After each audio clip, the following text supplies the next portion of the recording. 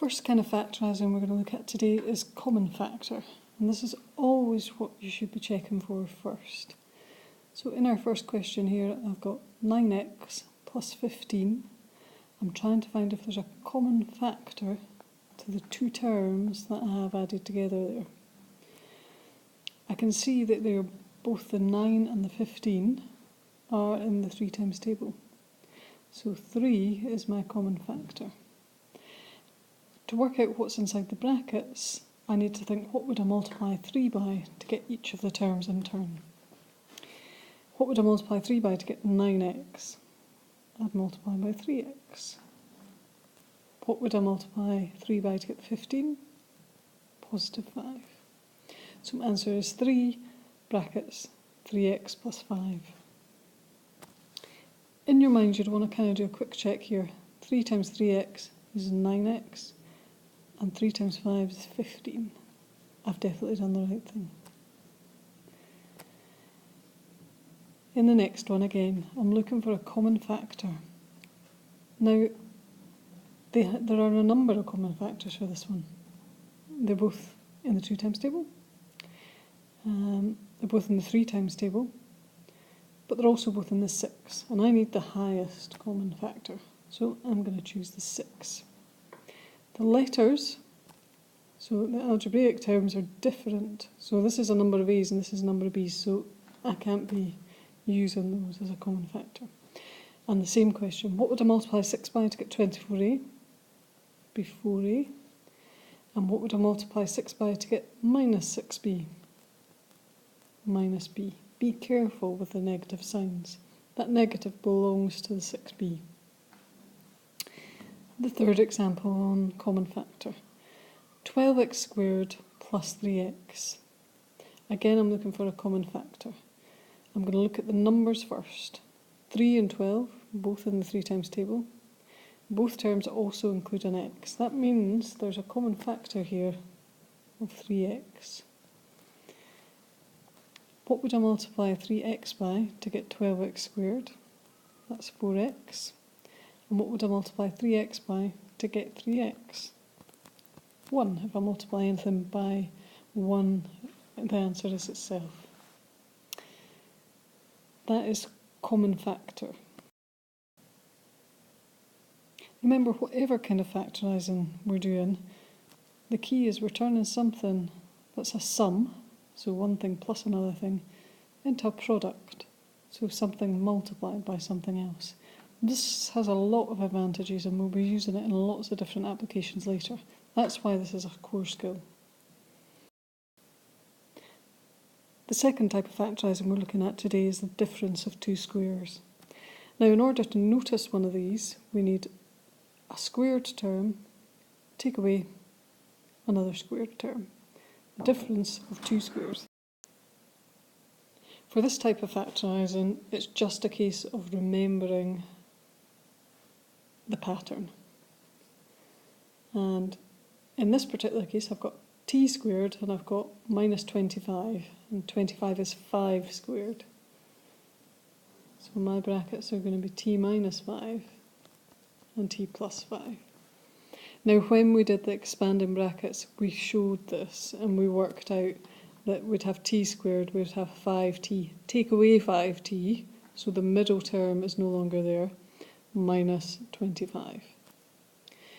For the second example here, I've got 49 minus x squared. Don't try to turn this around. It's the first number, take away the second number. So I've got 49, which is 7 squared, take away x squared. So the pattern would be 7 take away x, 7 plus x. On the last example, be careful with ones like these. I've got 4p squared. It's not 4p all squared, it's 4 times p squared, and 9 times r squared. So I could say that as it's 2p all squared minus 3r all squared. This part will happen in your head rather than writing it down. I've just done it to show you where that comes from.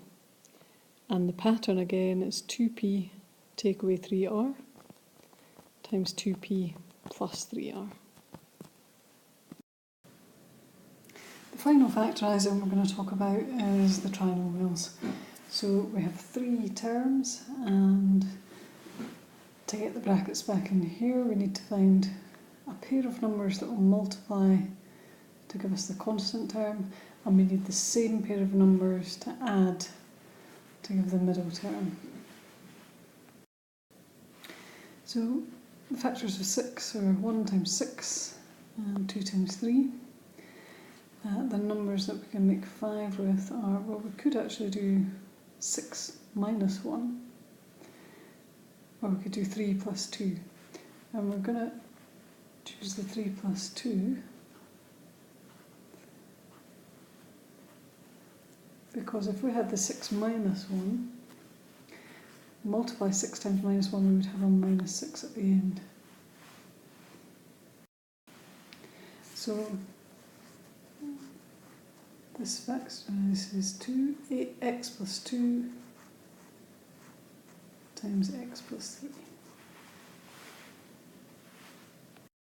3. Okay, next example.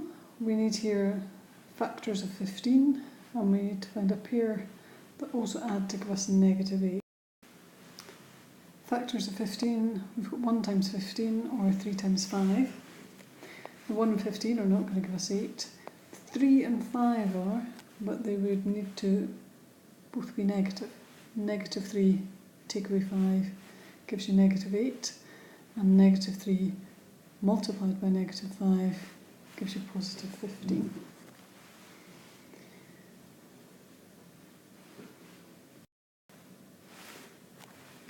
So this factorises to p minus 3, p minus 5. For our final example, we need factors of negative 36, and we need the same pair to add to give us negative 5. I've written the factor pairs without including the sign. 1 times 36, 2 times 18, 3 times 12, 4 times 9, or 6 times 6. If the two numbers multiply to give me a negative, one of those must be negative. The two that will also give me negative 5 are the 4 and 9. In order to give me negative 5, I need the 4 to be positive and the 9 to be negative. And so this factorises to y plus 4, y minus 9. Now, in any factorising example, you can check your answer by multiplying out the brackets. I would recommend always doing this. So let's just quickly do the check. If I multiply these out, x times x is x squared, x times 3 is positive 3x, now multiply with the 2, 2 times x is positive 2x, and 2 times 3 is 6, which gives me x squared plus 5x plus 6, which is what we originally had, so that's correct. This one here, p times p is p squared, p times negative 5 minus 5p, negative 3 times p, negative 3p, negative 3 times negative 5, positive 15, which gives me p squared minus 8p plus 15, which is what we originally started with. And for the last one, y times y is y squared, y times minus 9 is minus 9y, 4 times y is plus 4y, positive 4 times negative 9 is minus 36, which simplifies to y squared minus 5y minus 36, which is indeed what we started with. If you are doing the check in an exam or homework or anything, make sure that it's clear that that's what it is. This is your actual answer, and here you're just doing a check.